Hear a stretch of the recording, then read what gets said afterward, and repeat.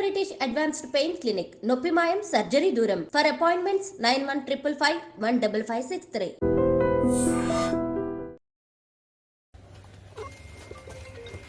ఇలాంటి రోజు వస్తుందని ఊహించలేదండి. నిజంగా మీడియా మిత్రులకి, ముఖ్యంగా ఇద్దరు అన్నలకి నా క్షమాపణలు. మా నాన్న తరఫున, మా అన్న తరఫున నేను సారీ అడుగుతున్నాను. నేను నీ తమ్ముడు అనుకోండి, మీ వాడిని అనుకోండి, మీకు నీ తోడుంటాను. మీకు ఏదున్నా నాకు ఫోన్ చేసేదండి. నేను ఎప్పుడు ఒక్క కాల్ దూరంలోనే ఉంటాను. I'll always be there to support you and your family. And I'm sorry. నా కోసం సపోర్ట్ చేసేదానికి వచ్చి మీకు ఇలా జరగడం నాకు చాలా బాధగా ఉంది.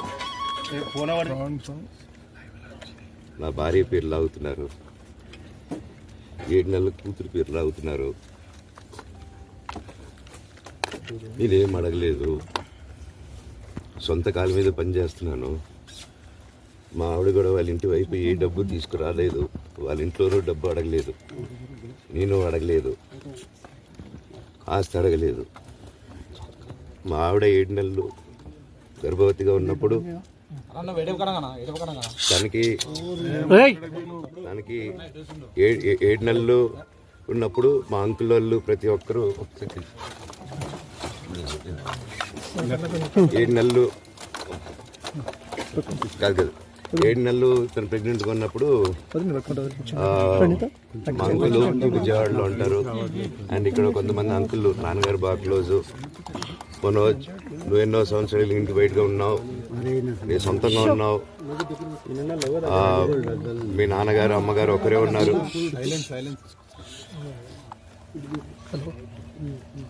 మీ నాన్నగారు అమ్మగారు ఒకరే ఉన్నారు. మీ అన్నయ్య ఏమో దుబాయ్కి షిఫ్ట్ అయిపోయాడు ఫ్యామిలీతో. అవునండి, నన్ను హాజరుపరచమన్నారు, 10:30కి రమ్మన్నారు. మీరందరూ చూశారు. నాకు మొన్న ఫస్ట్ రోజు తగిలి బాగా నొప్పి వచ్చింది, మెడ, కాలు. 3 వారాల క్రితం ఫైట్లో నాకు మజిల్ టైర్ అయింది, గ్రేడ్ 1 టైర్ రైట్ లెగ్లో. లెఫ్ట్ లెగ్లో మళ్ళీ దెబ్బలు తగిలాయి మొన్న. సో అందుకే కొంచెం బ్యాలెన్స్ ఇది ఉంది. మందులు హెవీ మెడికేషన్ ఇచ్చారు, హెవీ ప్యాచ్ కూడా వేశారు నాకు. దానివల్లే కొంచెం నడుస్తున్నాను. అండ్ ఇప్పుడు అందుకే రిక్వెస్ట్ చేసుకొని, సార్ నాకు కొంచెం టైం ఇవ్వండి, పాప ఉంది, సెటిల్ చేసుకొని నేను వస్తాను సార్, కొంచెం సెట్ చేసుకొని అని పోలీసులు గారికి రిక్వెస్ట్ చేసుకొని ఇప్పుడు బయలుదేరుతున్నాను. సార్ దాని గురించే సార్ చెప్పాను. మద్యానికి బానిసై ఇలా ప్రవర్తిస్తున్నాడు, అందుకే నేను మనోజ్ విషయంలో సీరియస్ గా ఉన్నాను అని చెప్తున్నాను. సార్ మద్యానికి బానిసై ఎవరిని కొట్టాను సార్? నా పిల్లల్ని కొట్టానా, నా భార్యను కొట్టానా, మా అమ్మని కొట్టానా, మా నాన్నని కొట్టానా? ఇవన్నీ నీ మద్యానికి బ్యాలెన్స్ అందరినీ కొడుతున్నాను, పొన్నాలు కొడుతుంటే సీసీటీవీలు తెప్పిండి సార్. అది దొంగతనం చేసింది నేను కాదు సార్, అది తెప్పిండి సార్ అంతా. అప్పుడు మాట్లాడదాం sir.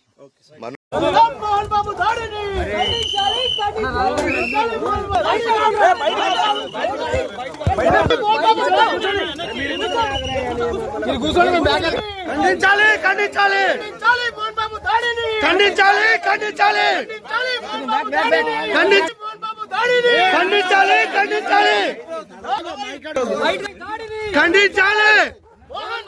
Down down down down down down down down ఖండించాలి. ఖండించాలి. ఖండించాలి. రంజిత్ పై దాడిని ఖండించాలి. Down down Mohan Babu, down down Mohan Babu, down down Mohan Babu, down down Mohan బాబును వెంటనే అరెస్ట్ చేయాలి. మోహన్ బాబును వెంటనే అరెస్ట్ చేయాలి. మోహన్ బాబును వెంటనే అరెస్ట్ చేయాలి. మంచు విష్ణును అరెస్ట్ చేయాలి. మంచు విష్ణును అరెస్ట్ చేయాలి. మంచు విష్ణును అరెస్ట్ చేయాలి. మోహన్ బాబు మంచు విష్ణుల దౌర్జన్యాన్ని అరికట్టాలి. మంచు విష్ణు మోహన్ బాబుల దౌర్జన్యాన్ని అరికట్టాలి. మీడియాపై దాడి ఖండించాలి. మీడియాపై దాడిని ఖండించాలి. వర్ధిల్లాలి. వర్ధిల్లాలి. వర్ధిల్లాలి. Down down down down down down ఖండించాలి. ఖండించాలి. Down down down down down down down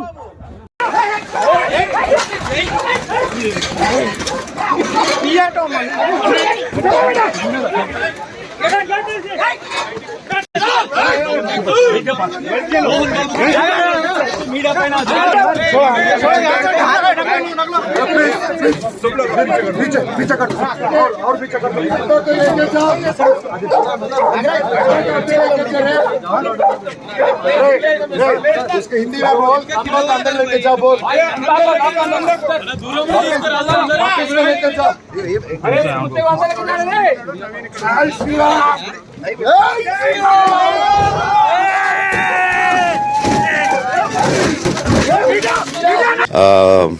మా అంకులు విజయవాడలో ఉంటారు. అండ్ ఇక్కడ కొంతమంది అంకులు నాన్నగారు బాగా క్లోజు.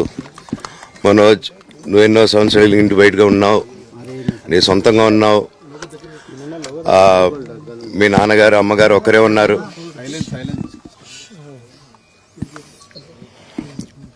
మీ నాన్నగారు అమ్మగారు ఒకరే ఉన్నారు. మీ అన్నయ్య ఏమో దుబాయ్కి షిఫ్ట్ అయిపోయాడు ఫ్యామిలీతో. మీ వైఫ్ ప్రెగ్నెంట్గా ఉంది. తనకి తల్లిదండ్రులు లేరు. తనకి ఇప్పుడు మీ అమ్మ అవసరం ఉంది, పెద్దోళ్ళు అవసరం ఉంది. నువ్వు అక్కడే ఎలా చూసుకుంటావు అంటే, నాకు ఆ రోజు మా భార్య కూడా ఒకసారి వాళ్ళు అన్ని చెప్తున్నారు కదా, ఎందుకండి ఒకసారి. మనోజ్, నువ్వు నా బిడ్డవి. లక్ష్మీ ప్రసన్న, విష్ణువర్ధన్ బాబు, మనోజ్ కుమార్. నిన్ను ఎలా పెంచానురా నేను? అందరికంటే నిన్నే గారాభంగా పెంచానురా. నీకే ఎక్కువ ఖర్చు పెట్టి చదివించాలని ప్రయత్నం చేశానురా. నువ్వు ఏది అడిగినా నేను నీకు ఇచ్చానురా. కానీ ఈ రోజున నువ్వు చేస్తున్న పని బిడ్డల గుండెల మీద తంతారంటారే, అలా తన్నేవరా. మనసు ఆవేదనతో కింగిపోతుందిరా. నేను మీ అమ్మ ఏడ్చుకుంటున్నావురా. జర్నలిజం ఉన్నది లేనిది, లేనిది ఉన్నట్టు రాస్తున్నారా. నువ్వు నన్ను కొట్టడం ఏంట్రా? నా బిడ్డ నన్ను తాకలా. ఇద్దరం ఘర్షణ పడ్డాం కొన్ని కారణాల వల్ల. ప్రతి ఫ్యామిలీలోనూ ఉంటాయిరా ఇవి. లేనివాడు ఎవరైనా ఉంటే ప్రపంచంలో ఒకరున్నారేమో, 1% ఉంటుందేమో. అటువంటి వాళ్ళ ఇంటికి వెళ్ళి కాళ్ళు గడిగి నిద్ర పూసుకోవచ్చు. భారత భాగవత రామాయణాలు చూసావు కదరా. ఏమిటిది? మీ అమ్మ ఎంత కుమిలిపోతుంది ఈ రోజున హాస్పిటల్ చేరింది. నీ వల్ల హాస్పిటల్ చేరుతాను. చూడు మనోజ్, నీకు అన్నీ ఇచ్చినా ఈ రోజున నువ్వు నా గుండెల మీద తనడమే కాకుండా అపకీర్తి తీసుకొచ్చావు. ఏదేదో రాశావు, ఏదేదో చెప్తున్నావు. కొంతమంది జర్నలిస్టులు ఉన్నది లేనిది, లేనిది ఉన్నట్టు రాసేవాళ్ళ తత్వం వాళ్ళకి. ఎందుకంటే టీఆర్పీ పెరగాలి. ఇది వాళ్ళ నైజం. మనం మార్చలేము. వాళ్ళందరి మీద మన కోర్టుకు వెళ్ళలేము. వాక్ స్వాతంత్రం అంటారు, ప్రజాస్వామ్యం అంటారు. ప్రజాస్వామ్యంలో కూడా కొన్ని హద్దులు ఉన్నాయి. ఇది నీకు తెలుసు అనుకున్నా. ఎంత మంచి నటుడివి నువ్వు. నీ భార్య మాటలు విని తాగుడుకు అలవాటు పడిపోయావు. వింటున్నావా మనోజ్? ఎవరిని నమ్మాలో ఎవరిని నమ్మకూడదో పరిస్థితి తీసుకొచ్చావు. విద్యాలయాలు ఎంత గొప్పవిరా. మనం 25% కులమతాలకు అతీతంగా ఫ్రీ ఎడ్యుకేషన్ ఇస్తున్నాంరా. క్యాస్ట్ అనేది తీసేశానురా 92లో ప్రాస్పెక్ట్స్లో. నువ్వు చదువుకున్నావురా. అక్కడ చదువుకున్న బిడ్డలు IAS, IPS అయ్యారురా. ఎంతోమంది గొప్పవాళ్ళు అయ్యారురా. నువ్వు నటుడుగా ఎంతో గొప్పవాడివి. తాగుడికి అలవాడబడి నువ్వు నీ భార్య ఇంట్లో బిహేవ్ చేస్తున్న విధానం ఆ భగవంతుడు సర్వేశ్వరుడు తెలుసు. భగవంతుడు చూస్తున్నాడు రా. నేను తప్పు చేసినా, నువ్వు తప్పు చేసినా, ఎవరు తప్పు చేసినా. ఎంత అవకాశం ఇచ్చావు మాట్లాడుకునేదానికి అందరికీ. ఇన్ని సంవత్సరాల్లో మన విద్యాలయాల్లో ఒక్క తల్లి కానీ ఒక తండ్రి కానీ ఏమైనా చెప్పారా? ఆ బిడ్డలు మన బిడ్డలు రా. మీరెంతో నాకు అక్కడ ఉన్నవాడు కూడా నా కూతుర్లు, నా కుమారులు. ఎంతమందికి ఫ్రీ ఎడ్యుకేషన్ ఇస్తున్నావు. వాడి దగ్గర ఏది ఆశించలా. నువ్వు ఎందుకు ఇలా తయారైపోయావు? ఎందుకు ఇంట్లో ఉండే పనివాళ్ళని అందరినీ కొడుతున్నావు? పనివాడు వాడు పని చేసుకునేదానికి మన ఇంటికి వచ్చాడు రా. ఆ పనివాడిని కొట్టడం చాలా మహాపాపంరా. నేను వేరురా. నేను దండించడం వేరురా. నేను ఎవరిని ఆ చిన్న వాళ్ళని కొట్టి అజ్జేసి ఇచ్చేసి చేయలేదురా.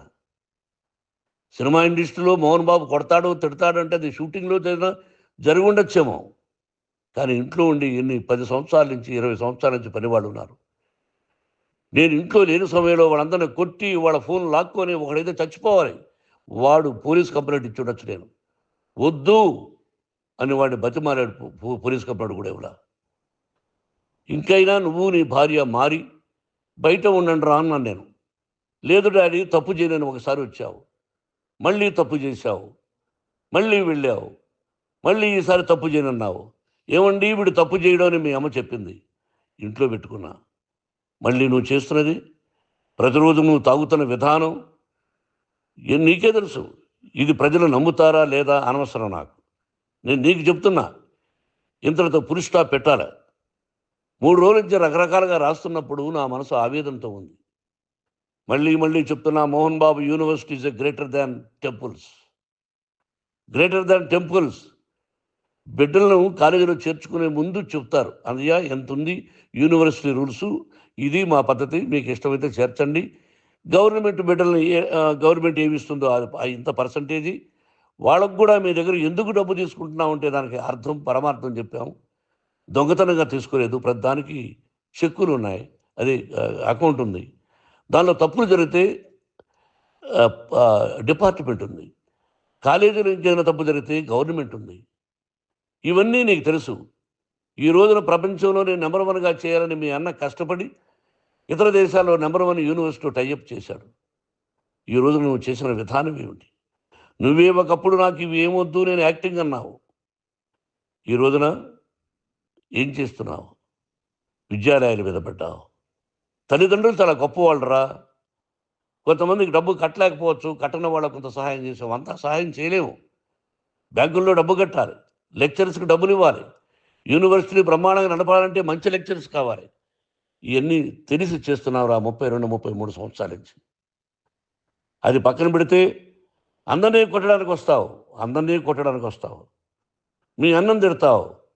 ఒక వ్యక్తి వినయ్ గారనే ఆయన వ్యక్తి హెల్ప్ చేయడానికి వస్తే ఆ వినయ్ ఎవరు లజ్జాగుడికి చంపేస్తాను వాడు అన్నావు. ఇవన్నీ ఎంత తప్పురా.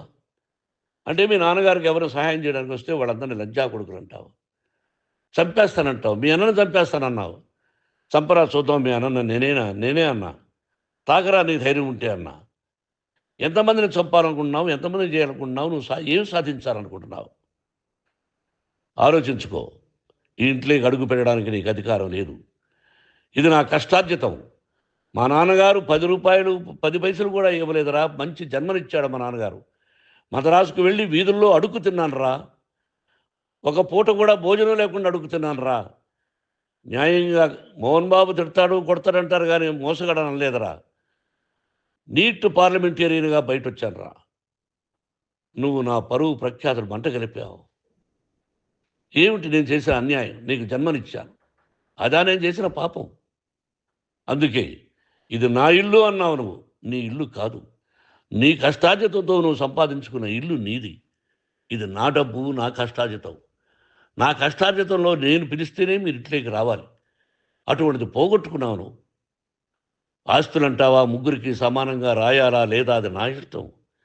ఆస్తులు ఇస్తానా, లేకపోతే గంగపాలు చేస్తానా, లేకపోతే ఎవరికైనా దానధర్మాలు చేస్తానా, అది నాకు సంబంధించిందిరా, నా కష్టార్జితం రా. మీరు చేస్తున్న విధానం గుణగణాలు కావాలరా. మందు తాగచ్చురా, ఎంత తాగాలి? నేను కూడా 1 or 2 పెగ్స్ తీసుకుంటా. ఇది తప్పు కాదు, జనానికి తెలియాలి, నా డబ్బు ఇది. ఏ తాగి ఎవరిని కొట్లా, తాగి నేను తింటున్నా, అది ప్రజలకు అక్కర్లా. నేను తప్పు చేస్తేనే ప్రజలకు కావాలా. ఇవన్నీ ఉన్నాయిరా, ఇవన్నీ తెలుసుకో. జర్నలిస్ట్ సోదరులారా, మీకు నా గతాన్ని తెలుసు, నా భవిష్యత్తు, నేను ఎక్కడి నుంచి వచ్చాను కూడా మీకు తెలుసు. ఈ రోజున మీరు రాస్తున్న విధానం, నా బిడ్డ నన్ను కొట్టాడన్నారు, ఎంత తప్పు. ఈ రోజున నా బిడ్డ మీద కోపంతో అవును చెప్పచ్చు, కాదు, వాడు నా మీద చెయ్యెత్తలేదు. నేను ఘర్షణ పడ్డాం. ఘర్షణ వేరు, కొట్టుకోవడం వేరు. గాయాలతో హాస్పిటల్కి వచ్చి కుంటుకుంటుగా నడిచాడు. మళ్ళీ ఏమని పోలీస్ స్టేషన్కి వెళ్ళి చెప్పాడు. ఎవరో 2 ఉన్నారు, వాళ్ళిద్దరూ నా మీద దాడి చేశారన్నాడు. నా ఇంట్లో పనిచేస్తున్న వ్యక్తుల గురించి పోలీస్ స్టేషన్కి వెళ్ళి చెప్పవలసిన అవసరం అతనికి లేదు, హక్కు లేదు. పోలీస్ డిపార్ట్మెంట్ కూడా తెలుసుకోవాల్సిన విషయం. నా ఇంట్లో ఉండే వర్కర్స్ మీద నేను కంప్లైంట్ ఇవ్వాలి. నువ్వు పర్మిషన్ లేకుండా నా ఇంట్లోకి నువ్వు చొరబడి ఈ ఇల్లు నాదంటూ ఇంట్లో పనిచేస్తున్న వర్కర్స్ మీద కంప్లైంట్ ఇచ్చావు. అది ఎంతవరకు పోలీసు న్యాయమో రూల్సో చూద్దాం. పోలీస్ డిపార్ట్మెంట్ ఇంటికి వచ్చింది, వాళ్ళకి రాశాను ఉత్తరం, అయ్యా నేను సీనియర్ సిటిజన్ని, నాకు రక్షణ లేకుండా ఉంది, నా బిడ్డ వల్ల నా ఇంట్లో నుంచి నా బిడ్డను పంపించేసి ఇది నా ఇల్లని. వాళ్ళు నాకు సమాధానం ఇవ్వలేదు. ఇవ్వకపోగా ఎవరిని పట్టించుకోలేదు. ఇప్పుడు పోలీసు వాళ్ళు వచ్చి ఏమండి రూల్స్ ప్రకారం నా బిడ్డ ఇంటికి రాకూడదంటే మాకు హయ్యర్ డిపార్ట్మెంట్ హయ్యర్ అథారిటీ వాళ్ళు ఫోన్ చేశారు, మీరు ఎవరిని స్టాప్ చేయొద్దండి, బయట నుంచి ఎవరైనా వస్తే వాళ్ళని స్టాప్ చేయండి అన్నారు. 2 రోజుల నుంచి 10 మంది 20 మంది వస్తున్నారు. వాళ్ళు అలా చూస్తూ నిలబడ్డారు, వాళ్ళు ఫోటోలు తీసుకున్నారు, వాళ్ళ మీద మళ్ళీ వదిలేస్తున్నారు. ఎవరిని నిందించాలి? But I give respect to the police department. వాళ్ళకి ఎవరు ఏ అధికారి ఫోన్ చేశాడో, ఆ అధికారికి ఏ పొలిటీషియన్ చేశాడో అది వాళ్ళకే వదిలేస్తున్నా. కాబట్టి వాళ్ళు పోలీస్ కంప్లైంట్ ఇచ్చినా కూడా మేము సంబంధం లేదని అంటున్నారు. కాబట్టి నేను నా బిడ్డను నిన్ను నాపు చేస్తున్నా. నువ్వు ఇంట్లోకి వచ్చే అధికారం నీకు లేదు. నువ్వు వచ్చి నీ బిడ్డను తీసుకెళ్ళు, సంతోషం. నువ్వు రాలేదు, నీ బిడ్డను జాగ్రత్తగానే చూసుకుంటావు. Take care your daughter, that's all. మీ అమ్మ హాస్పిటల్లో అడ్మిట్ అయింది. రేపో ఎల్లుండో మీ అమ్మను పిలిపించి బాగైన తర్వాత ఇదిగో నువ్వు నీ కొడుకు బిడ్డను తీసుకెళ్ళి వాడికి అప్పచెప్పని చెప్తాను పోలీసు వాళ్ళ ఆధ్వర్యంలో. ఇది 100% జర్నలిస్టు సోదరులారా పులి స్టాప్ పెట్టండి. మీకు కుటుంబాలు ఉన్నాయి, మీ యజమానులకు కుటుంబాలు ఉన్నాయి. మీ కుటుంబాల విషయాలు, మీ యజమానుల కుటుంబాల విషయాలు మేము ఎవరు జోక్యం చేసుకోవాలా. మేము నటీనటులం. మాది తప్పుంటే నటుడుగా నన్ను ఫెయిల్యూర్ అని రాయండి, నా నటన బాగలేకపోతే రాయండి. బట్ ఇంటి లోపల సందులో నుంచి చూస్తూ తప్పు చేస్తున్నామని ఉన్నది లేనిది ఉన్నట్టు రాయకండి. మీకు నా హృదయపూర్వక నమస్కారాలు. ఇన్ని రోజులు హృదయపూర్వకంగా ఎంకరేజ్మెంట్ చేశారు. ఆ ఎంకరేజ్మెంట్కు నమస్కారం చేసుకుంటూ I love you all. I love you police department. మీరు న్యాయంగా ధర్మంగా నడుచుకోండి, ఎవరికి తొత్తుల్లాగా ఉండొద్దండి అని మనవి చేసుకుంటూ నేను సెలవు తీసుకుంటాను. Thank you very much for all the journalist. ఇక్కడ పులి స్టాప్ పెట్టండి. Thank you very much.